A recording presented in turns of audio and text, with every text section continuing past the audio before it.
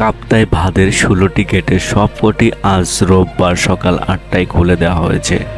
টানা বৃষ্টি ও উজান থেকে নেমে আসা পাহাড়ি ঢলে কাপ্তাই হ্রদের পানি বেড়ে যাওয়ার কর্ণফুলী পানি বিদ্যুৎ কেন্দ্রে বিপদসীমার কাছাকাছি পৌঁছে যাওয়ায় গেটগুলো খুলে দেওয়া হয়। কাপ্তাইয়ের কর্ণফুলী পানি বিদ্যুৎ কেন্দ্রের ব্যবস্থাপক এটিএম আব্দুল জোহায়ের বলেছেন, এর মাধ্যমে ৯,০০০ কিউসেক পানি ছাড়া হয়েছে।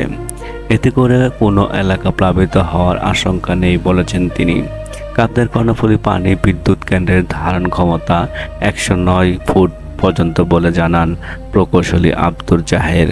তিনি আজ সকালে প্রথম আলোকে বলেন, এর বেশি পানি রাখা সম্ভব হয় না, তাতে করে অন্য এলাকায় প্লাবিত হওয়ার আশঙ্কা থাকে। তাই ৬ ইঞ্চি পরিমাণ পানি অর্থাৎ ৯,০০০ কিউসেক পানি ছাড়া হয়েছে। এদিকটাই পানি ১০৯ ফুটের কাছাকাছি পৌঁছে গিয়েছিল।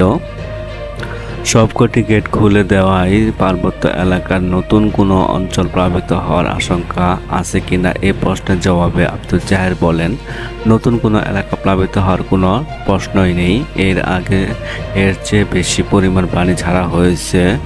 এখন যদি পানি না ছাড়া হতো তবে বাঘাইছড়ি উপজেলার সবকটি ডুবে যাওয়ার আশঙ্কা থাকত। স্থানীয় কর্ণফুলী পানি বিদ্যুৎ কেন্দ্রের সূত্রে জানা গেছে, টানা বৃষ্টির কারণে সৃষ্ট পাহাড়ি ঢলের পানি নামতে শুরু করায় কাপ্তাই হ্রদের পানি অস্বাভাবিকভাবে বেড়ে যাচ্ছে। গত ৫ দিনে হ্রদের অন্তত ৯ ফুট পানি বেড়েছে। এই কারণে কর্ণফুলী পানি বিদ্যুৎ কেন্দ্রে বিপদসীমার কাছাকাছি পৌঁছেছে। বৃষ্টি কমে আসায় দেশের পূর্বাঞ্চলে বন্যা পরিস্থিতি কিছুটা উন্নতি হয়েছে। অনেক জায়গায় পানি নামতে শুরু করেছে। তবে ফেনী, নোয়াখালী, কুমিল্লা অনেক উপজেলায় পরিস্থিতি এখনও খারাপ। এর মধ্যে ফেনী গ্রামাঞ্চল অন্তত ১ লাখ মানুষ পানিবন্দী হয়ে আটকে আছেন। গতকাল শনিবার সন্ধ্যা পর্যন্ত ফেনীর বন্যাকবলিত এলাকায় মুঠোফোন নেটওয়ার্ক ভালোভাবে কাজ করছিল না।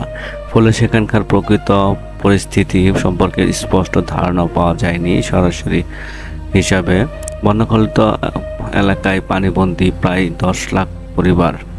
বন্যা কবলিত এলাকাগুলোতে শুকনো খাবার ও সুপেয় পানির সংকট দেখা দিচ্ছে।